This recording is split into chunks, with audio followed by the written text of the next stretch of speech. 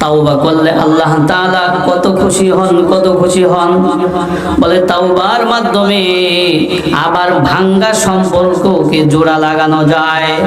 বান্দা যখন কোনো নেক আমল করে, নেক আমল করার সাথে সাথে আল্লাহ পাকের সাথে বান্দার সাথে গভীর সম্পর্ক হয়ে যায়।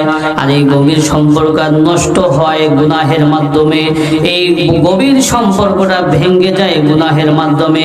বলে বান্দা যখন আবার তওবা করে আল্লাহ তাআলার দিকে ফিরে আসে, তখন ওই ভাঙ্গা সম্পর্কটা আবার জোড়া লাইগা যায়। তওবা করলে আমার আল্লাহ কত খুশি হন।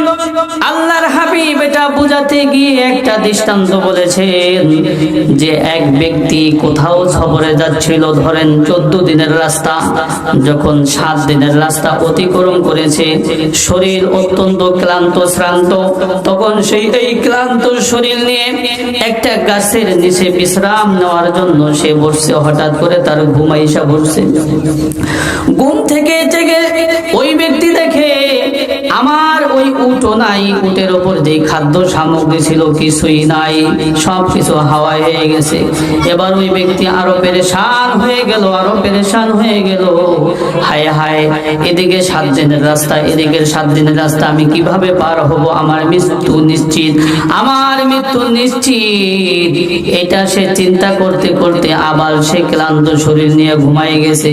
এবার ঘুম থেকে জেগে দেখে তার ওই উট সব খাদ্য সামগ্রী নিয়ে তার সামনে উপস্থিত।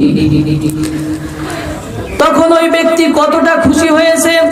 আল্লাহর হাবিব বলেন ওই ব্যক্তি খুশিতে আত্মহারা হয়ে সে ভুল করে ফেলেছে। আখতা মিন শিদ্দাতিল ফারহি।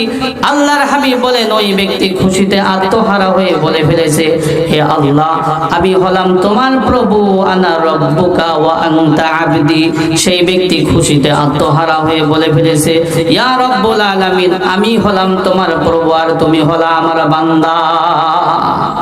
আল্লাহর হাবিব বলেন ওই ব্যক্তি তার হারানো উট পেয়ে, হারানো খাদ্য সামগ্রী পেয়ে যতটা খুশি হয়েছে, বলে একজন আল্লাহ ভোলা মানুষ যখন আবার তওবার মাধ্যমে আল্লাহ তাআলার সাথে ভাঙ্গা সম্পর্কে জোড়া লাগায়, আমার আল্লাহ পাক রব্বুল আলামিন তার চাইতে আরো অনেক গুণ খুশি হয়।